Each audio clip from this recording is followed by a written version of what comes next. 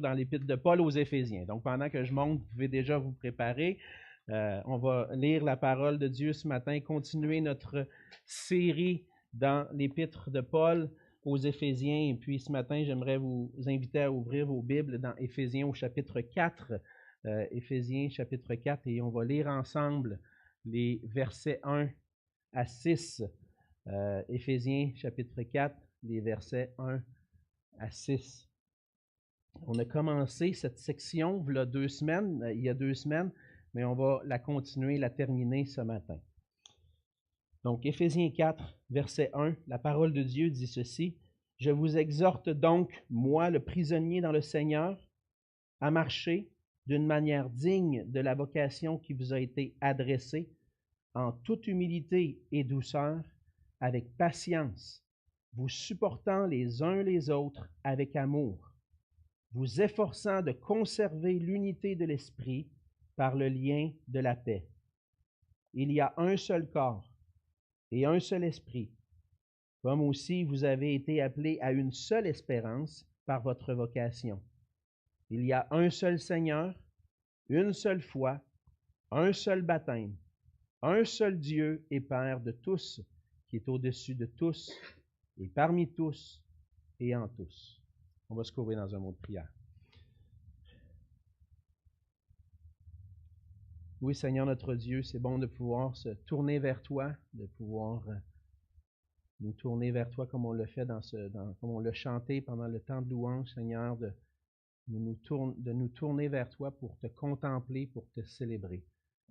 Seigneur, à travers les louanges, bien souvent, on prend ce temps de détourner nos regards de ce qui peut nous préoccuper, de ce qui peut nous inquiéter, afin de fixer nos yeux sur toi. Et bien souvent, Seigneur, tu permets qu'à travers cette louange, on puisse, en te contemplant, réaliser combien grand tu es et combien nos mots sont petits à ta lumière, Seigneur. Et on veut te les apporter, Seigneur, dans ce temps de louange et d'étude de ta parole, Seigneur. On vient apporter à tes pieds tous nos fardeaux, nos soucis. Parce qu'on veut t'entendre. On veut entendre ta parole. On veut t'entendre nous parler.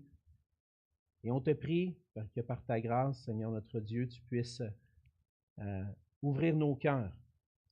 Ouvrir nos cœurs à cette parole qui est si merveilleuse, qui peut parler à nos cœurs dans les circonstances que l'on vit. Et on te prie que tu puisses, dans ta grâce, venir nous éclairer notre route, et que tous nos fardeaux, nos soucis puissent reposer sur toi seul. Seigneur, bénis ce temps dans ta parole, soit avec mes auditeurs, qu'ils puissent avoir une attention complète pour entendre ce message qui vient de toi, de ta parole, Seigneur, et soit avec mes lèvres aussi, afin que ma bouche puisse communiquer clairement, avec justice, tout ce que ta parole enseigne. Seigneur, on a besoin de toi. Par ton esprit, viens nous éclairer. Et c'est dans le précieux nom de Jésus que je te prie. Amen. Amen. Il m'arrive parfois de me promener à des endroits, souvent dans la ville, et de regarder, de remarquer des bâtiments. Moi, je viens de la ville de Québec, et puis la plus vieille ville, en fait, en Amérique du Nord. Hein, et puis, lorsqu'on se promène, pour ceux qui l'ont déjà fait, dans le Vieux-Québec, entre autres la rue du Petit Champlain et tout ça, on est capable d'admirer des bâtiments du 17e siècle. Et c'est impressionnant de regarder ces bâtiments-là que tu dis, ça fait, hey, mon ami, ça fait plus que 400 ans que ces bâtiments-là ont été construits, puis ils demeurent encore debout. Et puis, ça me fascine de voir parfois que des bâtiments faits de pierre peuvent durer plus longtemps même qu'une vie humaine. Des siècles, c'est sûr, si on en prend soin. J'aime particulièrement les bâtiments anciens parce qu'on peut voir justement cette solidité qui dure à travers le temps. Mais pour qu'un bâtiment puisse rester bien établi, bien solide, il y a besoin d'avoir un bon fondement. Si le fondement n'est pas bien établi, ben le bâtiment ne va pas pouvoir rester debout bien longtemps. Pour rester solide, debout, le bâtiment a besoin du fondement solide. C'est la même chose un peu pour l'Église. Pour, entre autres, ce que Paul aborde dans ce passage-là, pour l'unité de l'Église. Pour rester solidement unis, l'Église aussi doit reposer sur les bons fondements. L'unité de l'Église, c'est un des sujets qui est souvent le plus abordé dans les épîtres. Pourquoi? Parce que par nature, les êtres humains ont tendance à avoir des conflits et à avoir parfois entre eux des divisions. On voit que dès les débuts de l'Église, on voit même qu'avant même que l'Église commence, dans les évangiles, le Seigneur Jésus lui-même avait enseigné ses disciples sur l'importance d'être unis. Et dans sa prière qu'on voit dans Jean 17, et on va y revenir un peu plus tard, Jésus avait prié justement pour que ses disciples soient unis, que ses disciples soient un en lui. Et on comprend bien l'importance de l'unité dans l'Église et de travailler à cette unité-là. On a vu il y a 2 semaines l'importance justement de travailler à cette unité. Mais pour pouvoir vivre cette unité, on a parfois besoin, et on a besoin de comprendre quels sont les fondements de cette unité. Pour maintenir notre unité, on doit saisir sur quoi cette unité-là est fondée. Parce que notre tendance serait bien souvent, surtout lorsqu'on est contrarié, de vouloir pas vivre nécessairement cette unité, même si on comprend qu'elle est importante. Des fois, lorsqu'on est contrarié, on a tendance à vouloir s'isoler, de vivre individuellement, ou même parfois d'être prêt à aller jusqu'à provoquer des divisions, des conflits.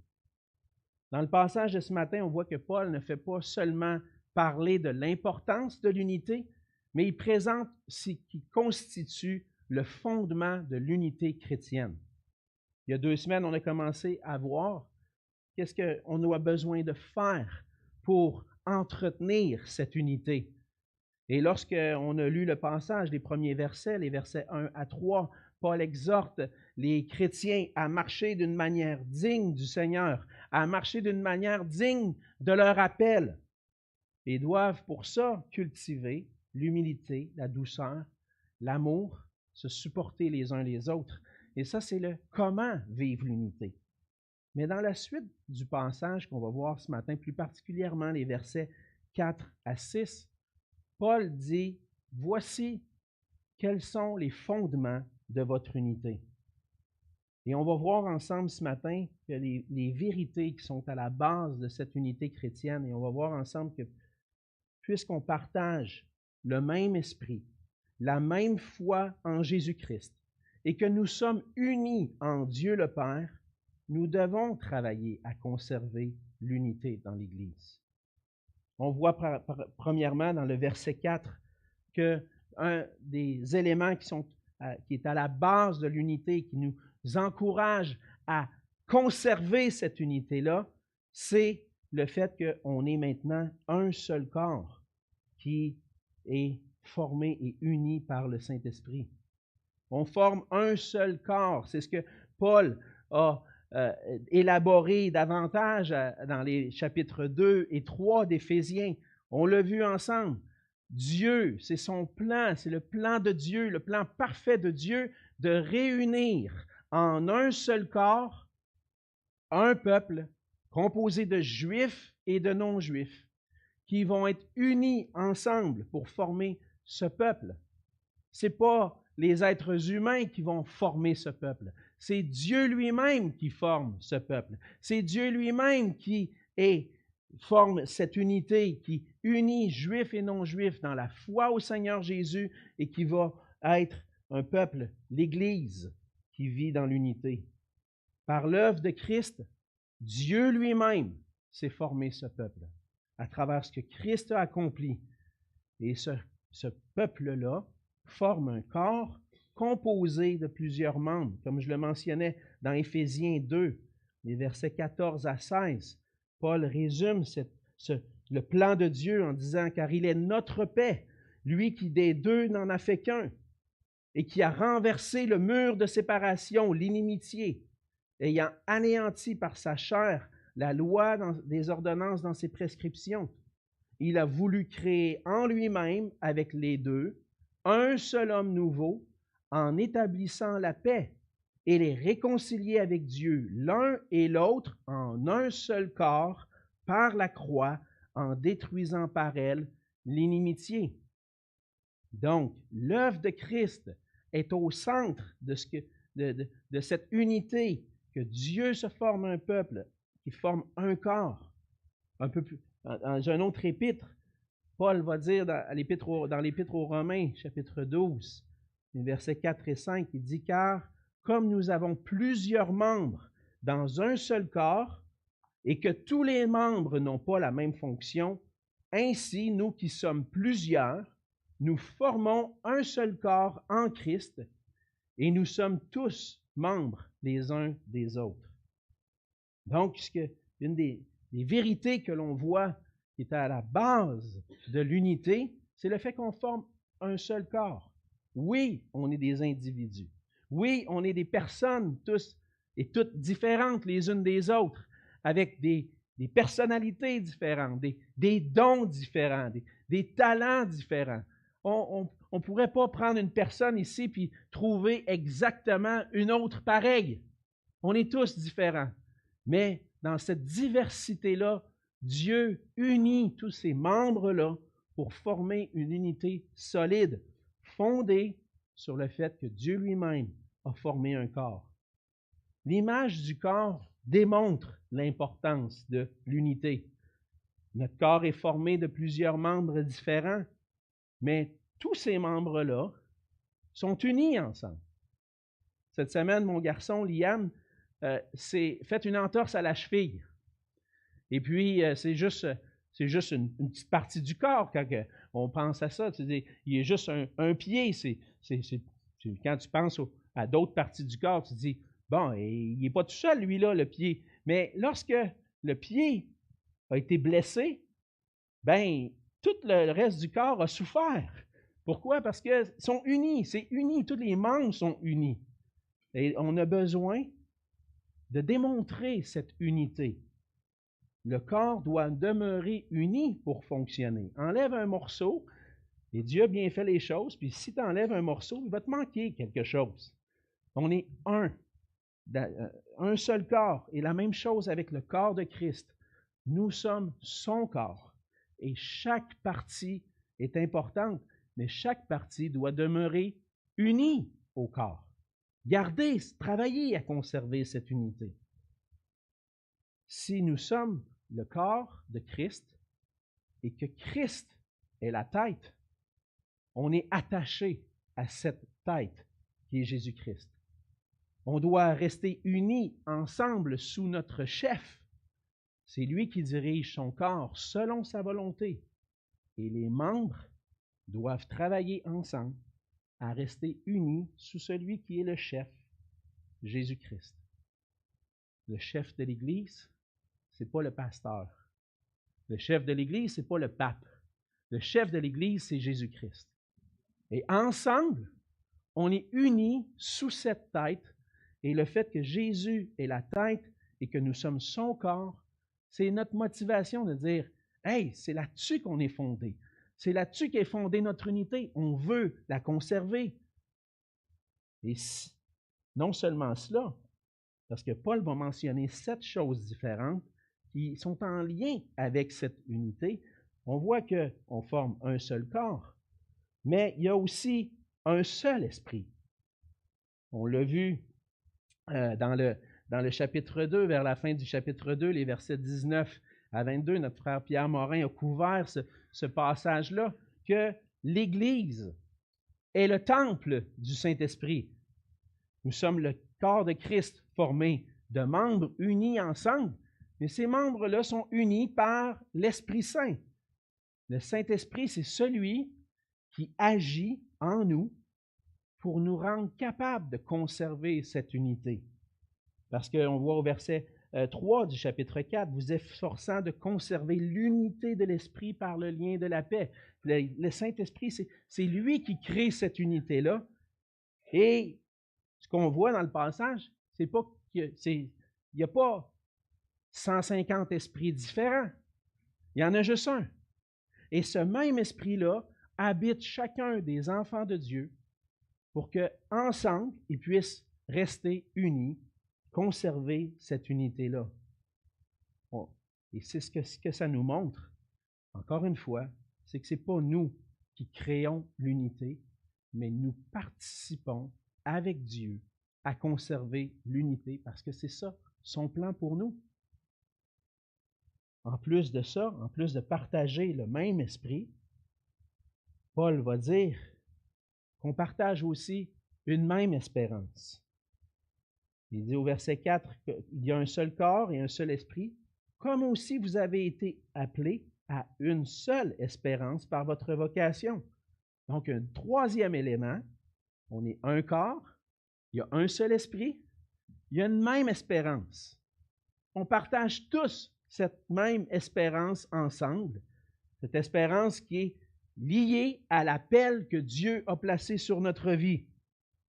Dans le fond, au chapitre 1, verset 18, on avait vu la prière de Paul, que dans un sens, Paul priait le Seigneur, qu'il illumine les yeux de votre cœur pour que vous sachiez quelle est l'espérance qui s'attache à son appel. On partage ensemble une espérance. Et c'est quoi cette espérance-là? L'espérance de la vie éternelle. Hein? L'espérance que par la foi en Jésus-Christ, maintenant on est pardonné de nos péchés et que nous avons la vie éternelle, le bonheur d'être avec Dieu pour toujours. Et nous partageons cette même espérance. Et un jour, j'entendais un pasteur dire, dans 100 ans d'ici, on va tous être probablement, la plupart d'entre nous au moins, ceux qui ont placé leur foi en Jésus-Christ, vont être au ciel avec le Seigneur. Et là, est-ce qu'il va y avoir division? Non. Non, parce qu'on va être unis auprès du Seigneur. Et dès maintenant, avec cette espérance d'être avec le Seigneur pour toujours, c'est une espérance qu'on partage. Et on peut vivre dès maintenant cette unité. Parce qu'on est unis ensemble dans le fait qu'un jour, Jésus va revenir, de croire qu'il va revenir, qu'il va venir nous prendre pour qu'on puisse être avec lui pour l'éternité. Cette espérance nous unit ensemble. C'est cette espérance de la vie éternelle. Donc, déjà, dans le premier verset, on voit 3 éléments qui sont au fondement de notre unité. Dieu qui crée un corps, le corps de Christ, qui donne son esprit, qui nous unit ensemble, et à travers l'appel qu'il a placé sur notre vie en nous appelant à lui, il nous donne une espérance, celle d'être avec lui pour l'éternité. Donc, au fondement de notre unité, 3 éléments déjà qu'on voit. Mais c'est important de réaliser ce qui est au fondement de notre unité. On va voir d'autres éléments. Mais ce qui est important de réaliser, c'est que l'Église est au cœur d'un combat spirituel. Au chapitre 6, on va le voir plus en détail, le combat spirituel que les chrétiens vivent. Mais souvent, on a tendance à le voir sur le plan individuel, ce combat-là. On a tendance à lire Éphésiens 6, puis prendre toutes les armes de Dieu, puis dans un sens, oui, il faut que je mette le casque du salut, puis je prenne l'épée de l'Esprit, qui est la parole de Dieu, puis on le voit d'une manière personnelle, parce qu'on a tendance à faire l'image du soldat qui est armé. Mais lorsque Paul parle dans Éphésiens 6, il parle à la deuxième personne du pluriel. Prenez les armes de Dieu. Et je pense que l'image qu'on doit voir, c'est celle d'une armée. Ce n'est pas juste un individu qui combat spirituellement dans sa vie de tous les jours, mais une armée d'enfants de Dieu, l'Église qui s'arme pour vivre le combat spirituel. Et au cœur de ce combat spirituel-là, c'est l'unité de l'Église. Parce que l'ennemi va vouloir nous attaquer. Et une des premières façons dont il va nous attaquer, c'est dans nos relations. Dans notre unité. Si l'ennemi divise, si l'armée est divisée, l'armée ne sera pas bien forte pour réussir à remporter la bataille. Des soldats un peu éparpillés un peu partout qui sont divisés ne remporteront pas la bataille. Mais pour la remporter, on a besoin d'être unis, on a besoin de vivre cette unité-là. Et c'est ce que l'ennemi veut faire. Il veut nous diviser. Et on a besoin d'être sur nos gardes pour pas qu'il y ait des conflits qui nous divisent. Parce que notre témoignage pour la gloire de Dieu va être affecté. Travailler à conserver l'unité de l'esprit, c'est notre façon de combattre contre l'ennemi qui veut nous diviser. On a besoin les uns des autres. On a besoin de travailler ensemble. Et on doit mettre tous nos efforts pour que chacun d'entre nous s'assure qu'il n'y a pas dans son cœur des racines d'amertume qui feraient en sorte qu'il mettrait en péril notre unité. Des fois, je l'ai mentionné, la dernière fois qu'on a touché ce passage-là, on peut arriver à l'église puis dire « Ah, ce frère-là, j'aimerais mieux pas le rencontrer ce matin. Ça ne me tente pas d'y parler. » Puis des fois, c'est un ressentiment qu'on a dans notre cœur. Où est-ce que notre unité va commencer? C'est dans notre propre cœur. On a besoin d'analyser nos cœurs pour s'assurer qu'il n'y a pas quelque chose qui nous divise, qu'il n'y a pas de conflit, pour que la gloire de Dieu puisse resplendir à travers nous, pour que notre témoignage puisse être efficace. On a besoin de s'assurer qu'on travaille ensemble à conserver l'unité, travailler comme un seul corps, dirigé par le Saint-Esprit. Ça, c'était les trois premiers éléments. Dans le verset 5, Paul va mentionner trois autres éléments qui sont à la base de notre unité. Et c'est le fait qu'il y a un seul Seigneur, une seule foi, un seul baptême. En abordant le fait qu'il y a un seul Seigneur, Paul fait référence à la personne et à l'œuvre de Christ. On partage ensemble cette même foi et un même baptême dans le Seigneur Jésus. La personne et l'œuvre de Christ et notre foi en lui nous unit. Paul, donc, souligne le fait que notre unité est fondée sur le Seigneur Jésus. Ça fait référence à qui il est et ce qu'il a accompli pour nous. Comme on l'a mentionné tout à l'heure, il n'y a pas plusieurs chefs dans l'Église, il y en a juste un. C'est lui qui est la tête, c'est le Seigneur Jésus, c'est lui qui dirige toutes choses. Mais de la même façon qu'il y a un seul Seigneur, il y a aussi une seule foi dans le Seigneur Jésus qui nous unit.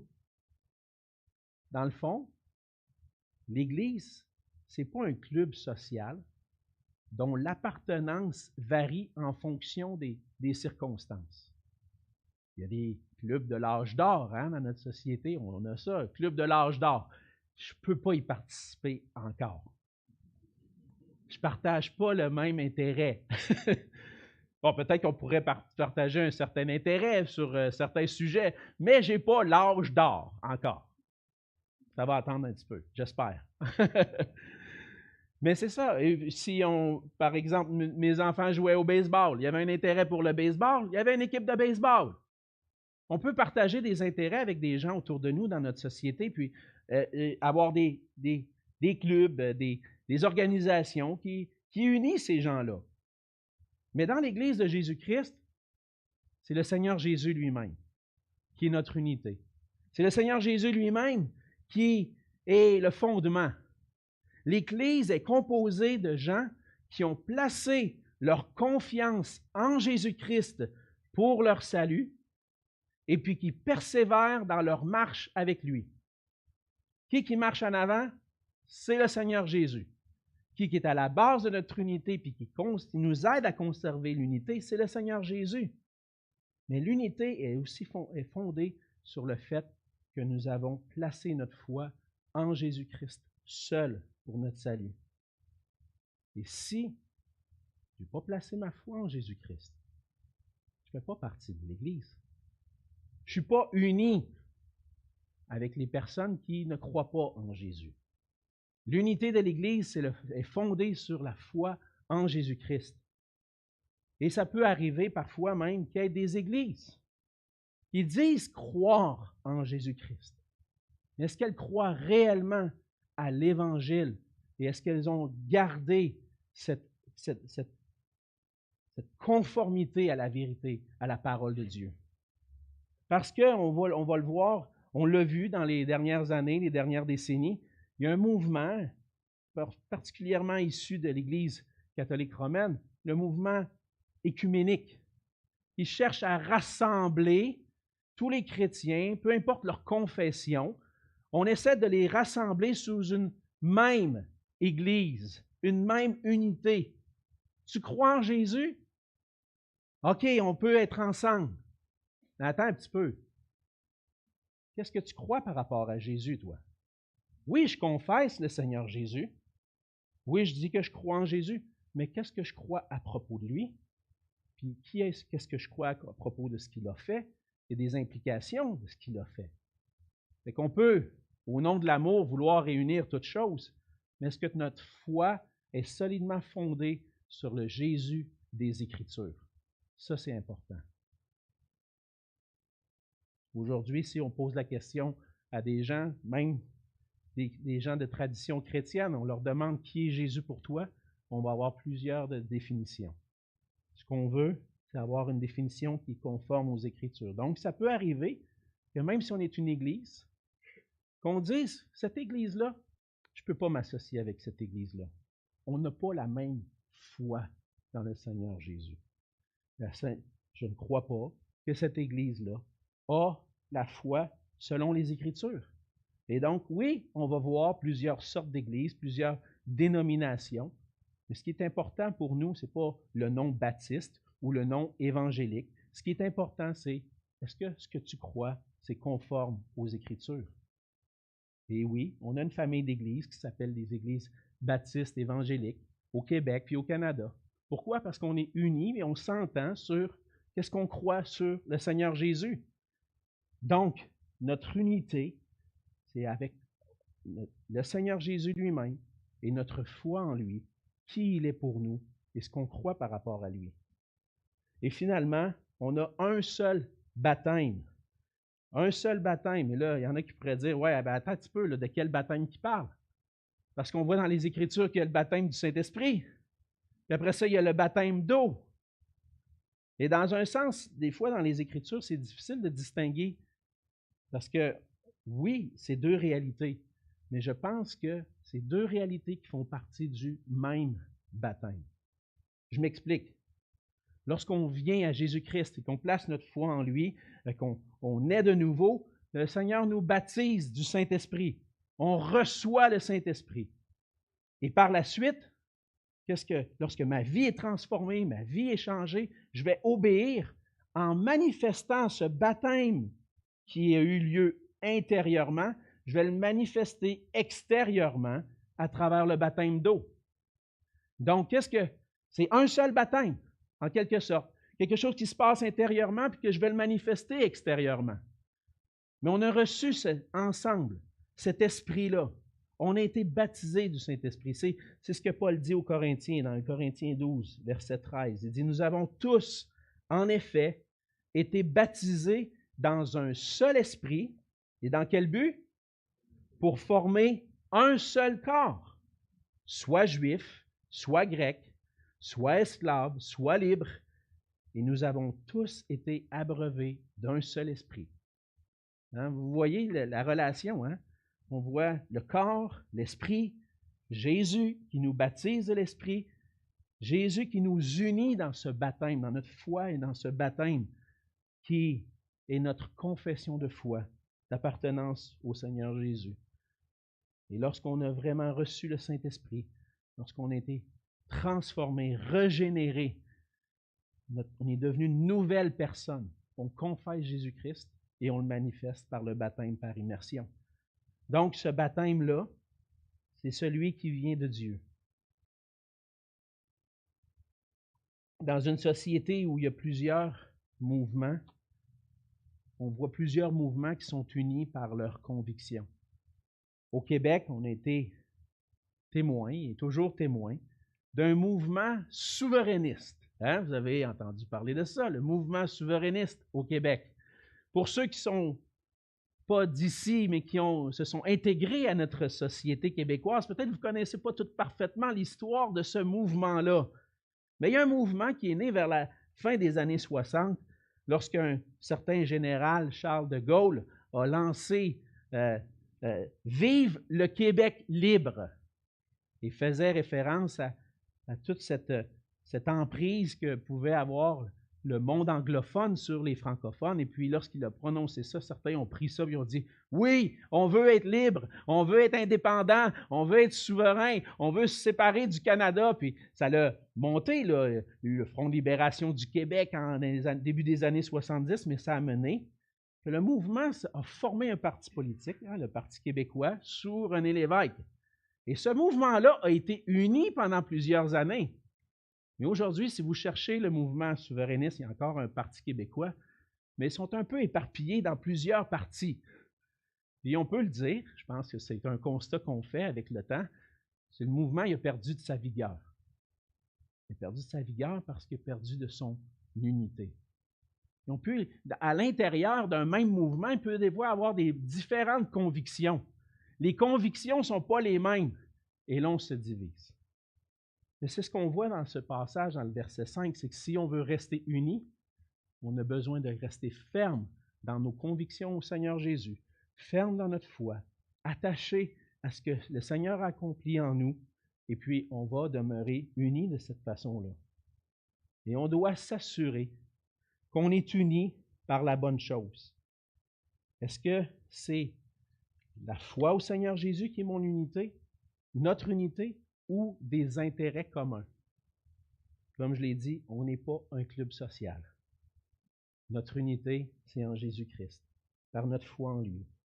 Et on doit s'assurer que rien ne vient compromettre notre unité dans la foi. Ça veut dire être aux aguets pour des enseignements, des faux enseignements qui ne sont pas conformes aux Écritures, qui sont contraires à notre foi, et ces faux enseignements-là peuvent diviser. On doit s'assurer que notre unité est fondée sur une foi qui est fidèle à la parole de Dieu. Et on doit être prudent avec ce qu'on écoute. Je le mentionne tellement souvent parce qu'on est dans une ère où l'information voyage et est rendue disponible à vitesse fulgurante. Puis, tellement disponible que on essaie de nommer aujourd'hui des églises qui n'ont pas leur prédicateur ou leur pasteur qui prêche sur Internet. Hein? Il n'y en a plus ben. Donc, vous avez accès à tout.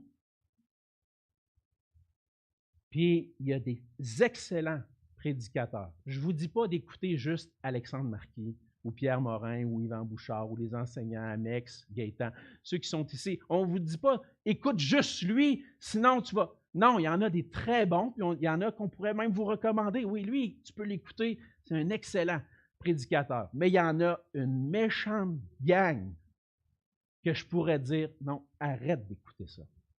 Parce que ça, ce n'est pas conforme aux Écritures. Ce n'est pas conforme à notre foi. Puis si on veut travailler à garder l'unité dans la foi, on doit veiller à ce qu'on écoute, à ce qu'on entend. Qui nous enseigne? De qui on reçoit les enseignements? Est-ce que les enseignements sont conformes aux Écritures? C'est une mise en garde, parce que ça va arriver. Je l'ai dit, hey, il y a un tel, puis j'ai déjà eu des fois rencontrer des personnes dans mon bureau comme pasteur, puis dire, j'ai écouté un tel. Je m'excuse, on va ouvrir les Écritures ensemble. Puis on va regarder, est-ce que c'est conforme aux Écritures ce que tu as entendu de cet enseignant-là? Et notre but, c'est de rester conforme aux Écritures, puis lorsque ce ne l'est pas, de mettre ça de côté pour rester attaché à la parole. Troisièmement, on voit dans la fin du passage que Paul va ramener à Dieu le fondement de notre unité. En disant au verset 6, il y a un seul Dieu et Père de tous, qui est au-dessus de tous, et parmi tous, et en tous. Nous sommes unis ensemble parce qu'on est unis dans une communion avec le seul vrai Dieu. Notre communion est avec Dieu. Paul souligne le fait qu'il y a un seul Dieu et Père de tous. C'est important pour les Éphésiens que Paul le rappelle parce que les Éphésiens sont habitués dans leur culture à l'adoration de plusieurs dieux. de plusieurs divinités. Et la foi était un peu mélangée parfois. Ce que Paul veut ramener, c'est qu'il y a un seul Dieu. Et s'il y a un seul Dieu, bien, on est unis par ce Dieu-là. Il n'y a pas un Dieu plus important que l'autre, parce qu'il y en a juste un. Certains pouvaient peut-être suivre un Dieu plus qu'un autre, mais lorsque c'est le même qu'on partage ensemble et que notre foi est en lui, dans le fond, c'est lui qui forme notre unité.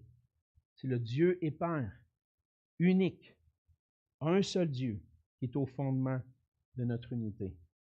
De plus, Paul va ajouter que ce Dieu-là, c'est le Dieu unique, mais c'est le Dieu qui est au-dessus de tous. Il n'y a aucun Dieu qui égale ce Dieu-là. Et lui, c'est notre Dieu. C'est le Père qui est élevé au-dessus de tout. C'est le Père qui est souverain. C'est celui qui a créé toutes choses, qui règne sur toutes choses. Essaie de trouver un égal à lui, il n'y en a pas. Essaie de trouver un supérieur à lui, il n'y en a pas. C'est ce Dieu-là qui forme notre unité. Dieu n'est pas divisé. Il y en a juste un. Et c'est lui qui nous forme. C'est lui qui nous a élus. C'est lui qui nous a choisis avant la fondation du monde pour former ce peuple uni. Il est notre Dieu et en Jésus-Christ, on est en communion avec ce Dieu-là.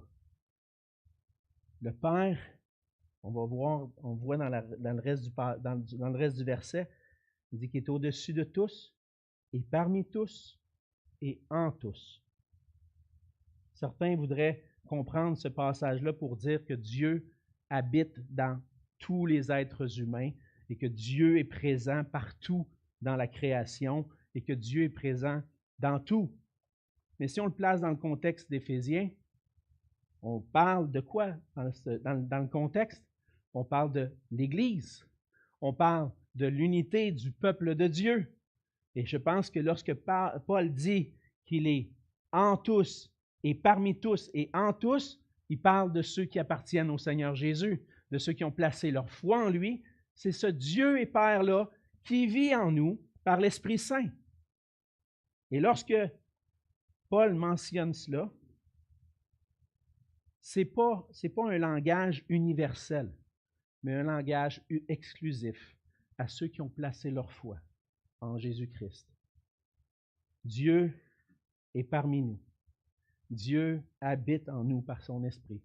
Et c'est lui qui est au fondement de notre unité. Et si Dieu habite en nous par son esprit, il crée l'unité au milieu de son peuple. Comme je le disais, Dieu ne peut pas être divisé en lui-même.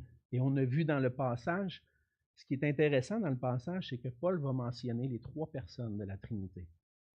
Vous avez vu dans le verset 4, il mentionne l'Esprit. Le verset 5 mentionne le Seigneur Jésus. Et finalement, il mentionne le Père.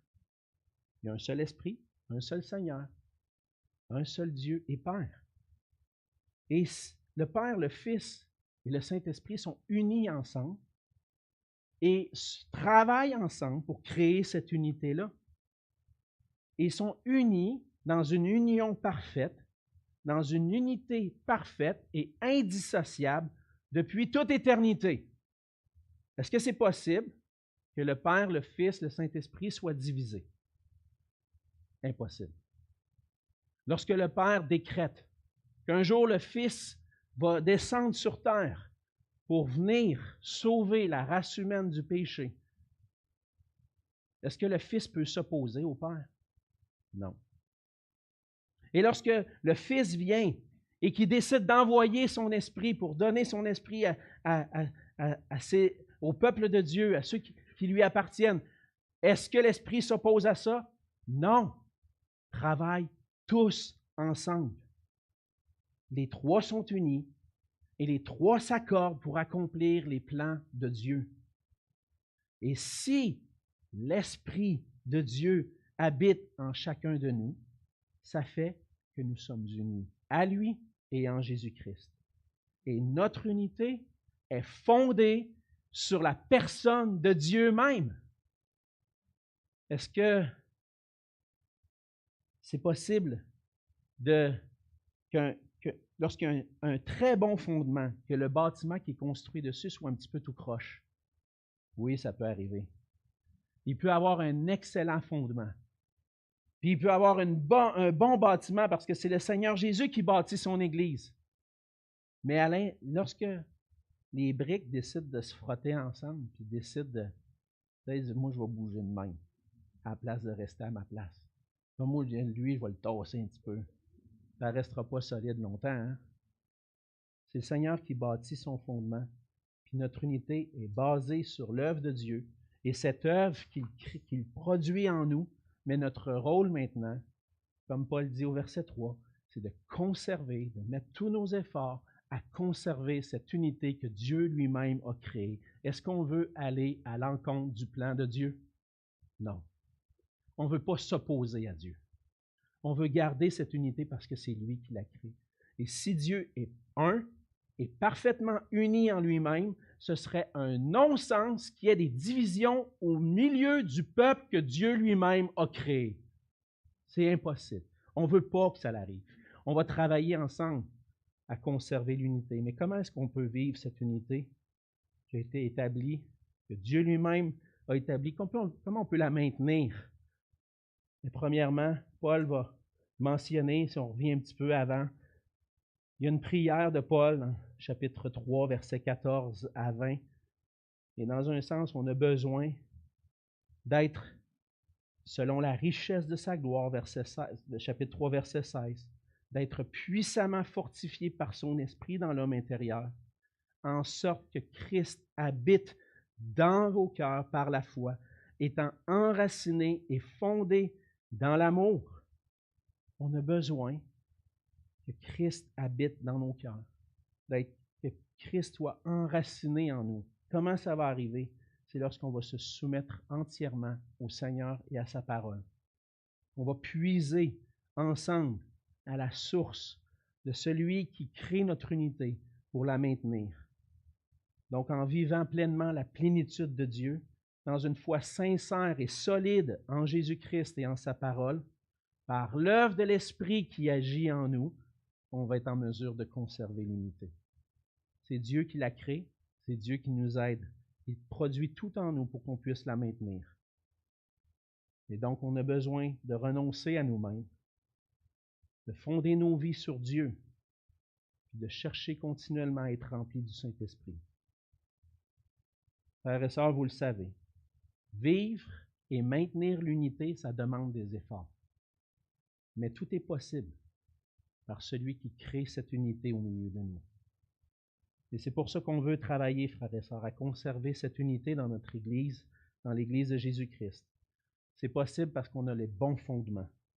On forme un seul corps, on partage le même esprit, une même espérance.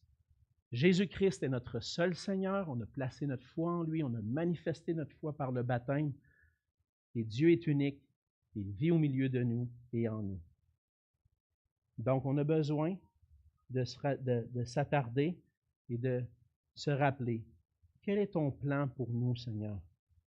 Et on voit dans Jean 17, au verset 20 à 23, la prière de Jésus au Père. Il dit, « Je prie pour ceux qui croiront en moi, afin que tous soient un. Comme toi, Père, tu es en moi, et comme je suis en toi, afin qu'eux aussi soient un en nous, pour que le monde croie que tu m'as envoyé. Je leur ai donné la gloire que tu m'as donnée, afin qu'ils soient un comme nous sommes un, moi en eux et toi en moi, afin qu'ils soient parfaitement un et que le monde connaisse que tu m'as envoyé et que tu les as aimés comme tu m'as aimé. » Ça, c'était la prière du Seigneur Jésus avant d'aller à la croix. Seigneur, fais qu'ils puissent être un en nous. C'est ce que Dieu produit. C'est ce que Dieu accomplit en nous. Et on veut travailler ensemble, continuer, persévérer.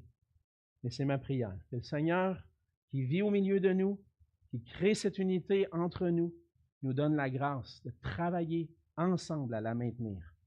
Et tout ça pour sa gloire à lui seul. Prions ensemble. Oui, Seigneur notre Dieu, on voit dans ta parole des principes importants. Et Seigneur, si nous voulons rester affermis, fermes, solides dans notre unité, on a besoin de se rappeler que c'est toi, Seigneur. C'est ta personne, Père, Fils, Saint-Esprit, qui est au fondement de notre unité. C'est toi qui as tout accompli pour qu'on puisse être tes enfants, ton peuple. C'est toi qui as tout accompli pour que non seulement des Juifs soient sauvés, mais aussi des non-Juifs. C'est toi qui as envoyé tes disciples et tes apôtres par toute la terre pour proclamer ton évangile et nous réunir ensemble en un seul peuple. Merci Seigneur pour cette œuvre merveilleuse. C'est toi qui crée, qui bâtis ton Église. Et Seigneur, nous voulons obéir à cette exhortation, de mettre nos efforts, de nous efforcer de tout notre cœur à conserver l'unité de l'Esprit par le lien de la paix. Aide-nous, Seigneur, à briller pour toi en restant unis et qu'on puisse, Seigneur, être cette armée solide, unie ensemble, qui combat pour ta gloire. Produis en nous, Seigneur, tous les sentiments, ce qui est nécessaire pour que cette unité soit préservée et qu'on puisse résister aux attaques de l'ennemi. Et Seigneur, je te prie toutes ces choses pour ta gloire, à toi seul. Amen.